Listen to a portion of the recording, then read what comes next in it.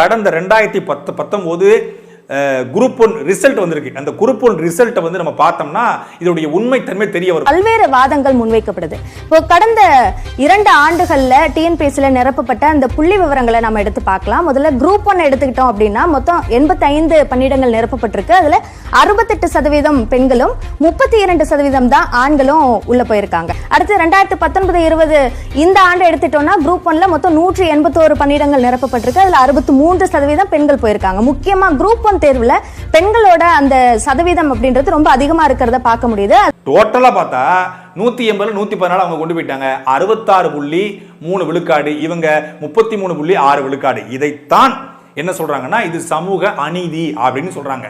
இது குரூப் 1ல மட்டும் இல்ல, இது 2019 மட்டும் இல்ல, தொடர்ச்சியாக எல்லா ஒட்டுமொத்த டேட்டாவும் கடந்த 5 ஆண்டு காலமாக எடுத்து பார்த்தா 60 விழுக்காட்டுக்கு மேல ஏற்கனவே பெண்கள் தமிழ்நாடு அரசு பணிகள்ல பணியமர்த்தம் செய்யப்படுறாங்க.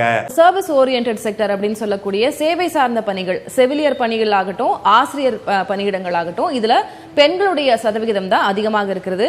செவிலியர்கள், சத்துணவு, அங்கன்வாடி பணியாளர்கள்ல கிட்டத்தட்ட 90-95% பெண்கள் தான் இருக்கிறாங்க. 5-10% தான் ஆண்கள் இருக்காங்க. அடுத்ததாக ஆசிரியர் பணியிடங்கள்ல 60-70% பெண்கள், 30-40% தான் ஆண்கள்.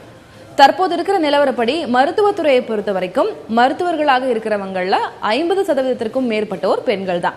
கடந்த முறை சப் கலெக்டர் பதவிக்கு 27 பேருக்கு 21 பேர் பெண்கள் என்றும் அனைத்து அரசு வேலைகளிலும் பெண்களுக்கு தொடர்ந்து முன்னுரிமை வழங்குவதாகவும் தெரிவித்துள்ளனர். உண்மையிலே நம்ம பார்க்கும்போது உண்மையான சமூக பாலின சமத்துவம் என்பது, உண்மையான சமூக நீதி என்பது எப்படி இருந்திருக்கணும்?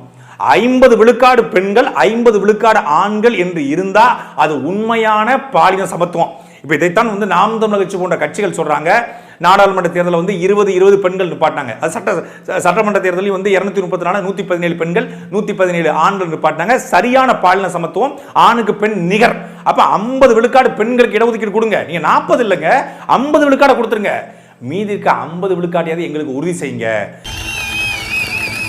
கேளு, பேச்ச கேளு. தொலைக்காட்சி காட்டல, வலையொலியில பாரு. யாரு பேச்சு சரியா இருக்கு, எவன் நேர்மையா இருப்பான், எவன் உள்ள தூய்மையோடு கத்துறான், யாரு கத்தான். ஒரு தலைவன் பேசும்போது சட்ட விருத்த ஒருத்தனை காட்டு.